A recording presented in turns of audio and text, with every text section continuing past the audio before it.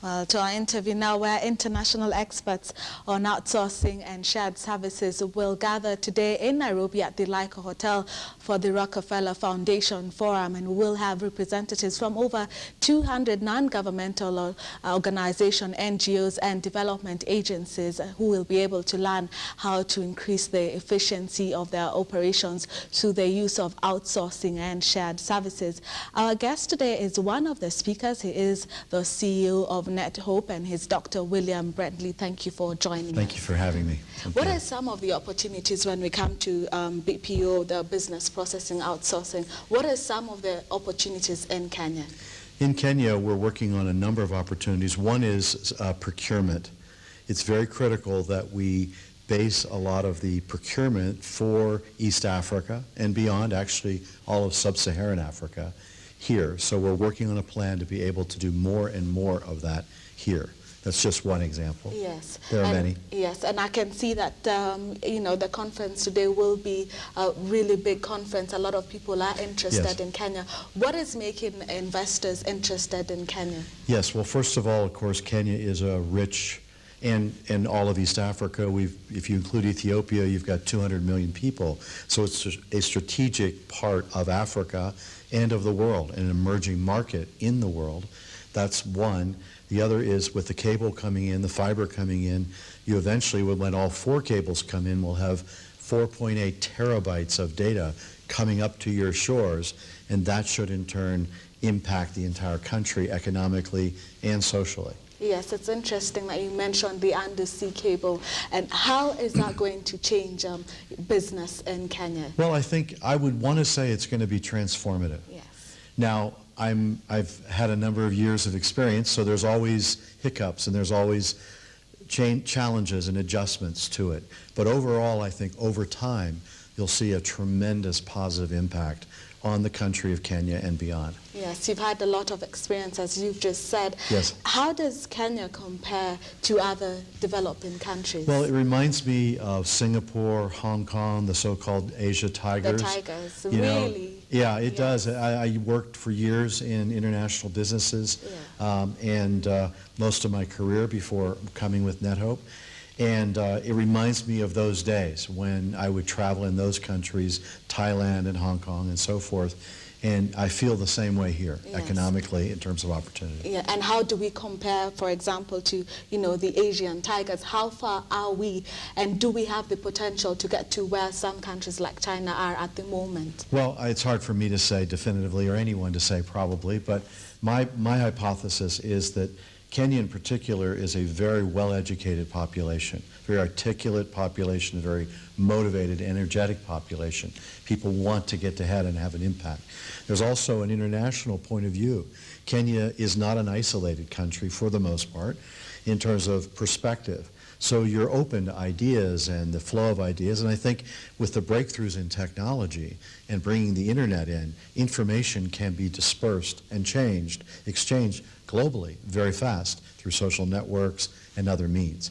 So I think you're at a ripe opportunity to leverage all of that, particularly as the bandwidth comes in and you can get more access. Yes, we will catch up more with the interview. I do want to find out a little bit more about today's conference, but first let's have a look at the financial markets, where the Kenya shilling rose slightly against the US dollar at the opening of markets, but moved in different directions versus the other two world majors. The home currency gained 5 cents against the greenback, changing hands at 77.85 buying and 78.03 selling. The shilling, however, is slightly later during the trading session as the market started the budget to see what direction the spending plan may take in terms of implementation against the pound sterling. The shilling, however, eased 51 cents, with the British unit posted at 126.92, 127.23. The shilling was trading 26 cents of Monday's opening levels versus the euro at 107.69, 107.96. 6. At the Nairobi Stock Exchange, the upward trend in share prices gathered momentum,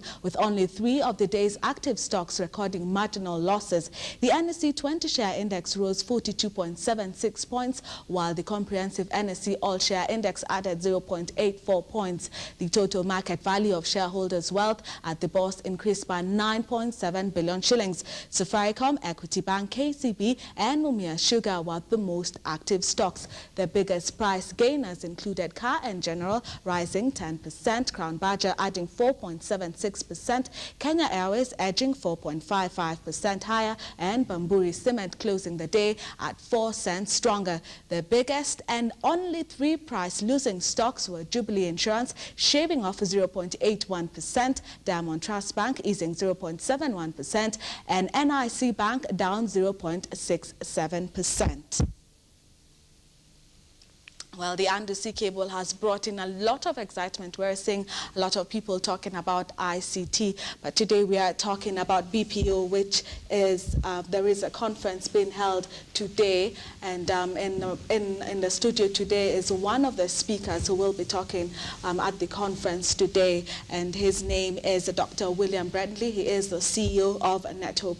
Earlier we were talking a little bit about what BPO means for Kenya and what are some of the opportunities, but I do want to find out now what's going to happen at the conference today. What should we expect from today's conference? I think it's very exciting. You have a very eclectic, broad-based set of groups coming, speakers. Rockefeller Foundation, as we mentioned, is underwriting the conference, one of the prime sponsors. There are others as well.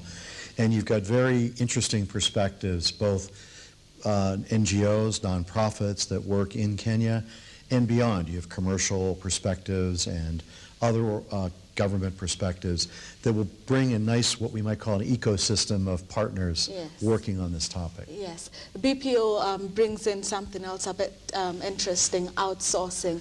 Yes. What are the advantages of outsourcing? How, for example, do you convince companies or CEOs to outsource for services? Well, first of all, there has to be a solid business proposition. There has to be value. The key is there value to your organization, and if you're partnering to the partner, there has to be incentives. You don't just do it because, and certainly any business person, either in a commercial situation or someone in an NGO or nonprofit, they're taking risk by outsourcing. So there has to also be a plan to mitigate that risk, to show that it's safe and trustworthy partner is you're going to be working with that organization. And I think in Kenya we're building up that capability. Yes. And what are some of the value addition or advantages that BPO can bring into a business? Well, I think in particular you can build capacity, particularly in the NGOs. It may or may not be actual cost savings. There may be some, there may not be any, but rather you get greater capability. So for example, if you have a help desk that supports a staff, if you can get, instead of just a 6-hour-a-day help desk, you can get 24/7, 365. Yes. You can build capacity. You get greater productivity out of your people. So those are a lot of the advantages. Yes, there are cost advantages and economies of scale, but I think productivity and quality and capacity are some of the biggest advantages. Yes. But today's conference is in particular for NGOs. Why NGOs? Well, NGOs are rather very large segment within the overall marketplace in Kenya and all of East Africa. And so there's a particular opportunity here with the fiber coming in and with the presence of the NGOs to leverage that in terms of working together. In the NetHope context, which is a consortium of 26 international NGOs, 20 of those are based here.